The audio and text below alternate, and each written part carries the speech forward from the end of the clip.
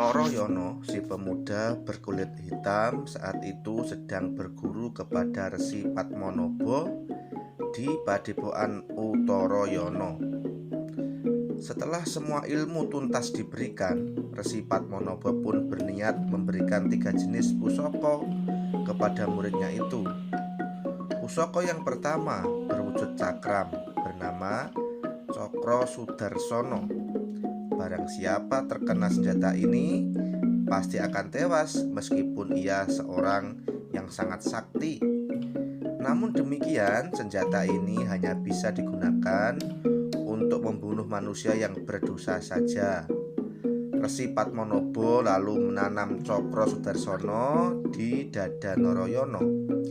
Jika ingin menggunakannya, Noroyono tinggal mengusap dadanya sambil mengheningkan cipta, maka senjata tersebut akan keluar melalui tangan. Senjata yang kedua berupa bunga ajaib bernama kembang Wijayakusuma. Kegunaan bunga ini adalah untuk menghidupkan orang yang sudah mati.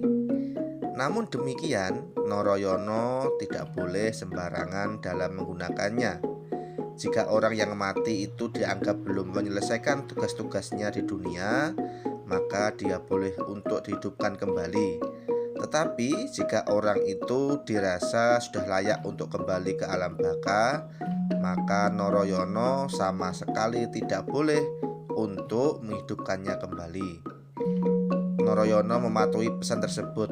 Resi Padmanaba lalu menanam bunga ajaib itu ke dalam ubun-ubun muridnya.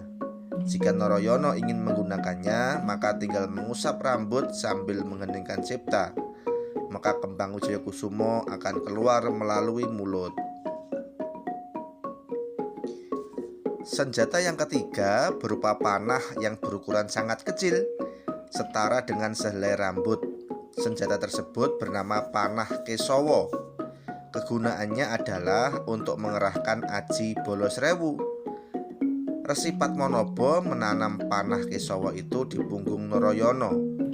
Dalam keadaan terdesak, Noroyono boleh meraba punggungnya sambil mengheningkan cipta, maka dalam sekejap dirinya pasti akan berubah menjadi raksasa tinggi besar. Demikianlah Resi Padmanaba telah memberikan 3 jenis senjata pusaka kepada Noroyono. Ia lalu bercerita bahwa sejatinya Noroyono bukan anak kandung Buyut Antiogopa dan Nyai Sagopi, melainkan putra Prabu Basudewa, Raja Mandura. Konon Prabu Basudewa memiliki banyak istri. Yang pertama bernama Dewi Mahira, yang dibuang ke hutan karena disukai Prabu Gorawangsa dari kerajaan Gua Barong hingga melahirkan Adipati Kangsa. Istri kedua bernama Dewi Mahindra yang melahirkan Kakrasana dan Narayana. Istri ketiga bernama Dewi Badraini yang melahirkan Wara Sumbadra atau Rara Ireng. Sedangkan yang keempat bernama Yasuda yang melahirkan Udawa. Noroyono terkejut mengetahui siapa ia yang sebenarnya.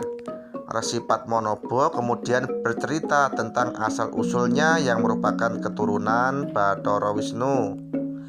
Adapun Bathara Wisnu kini telah lahir ke dunia sebagai Noroyono dan Raden Arjuna.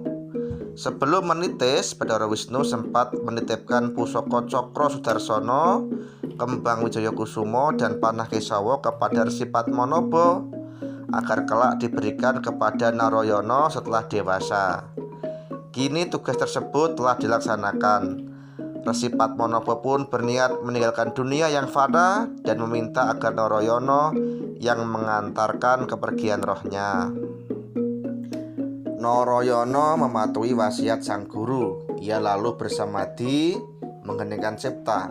Dari dahinya memancar setitik api yang kemudian membakar tubuh Resi Padmanaba menjadi abu. roh Resi Padmanaba pun melesat ke angkasa, kembali ke alam baka. Narayana lalu mengajak Udawa yang sejak tadi menunggu di luar untuk pergi meninggalkan padepokan.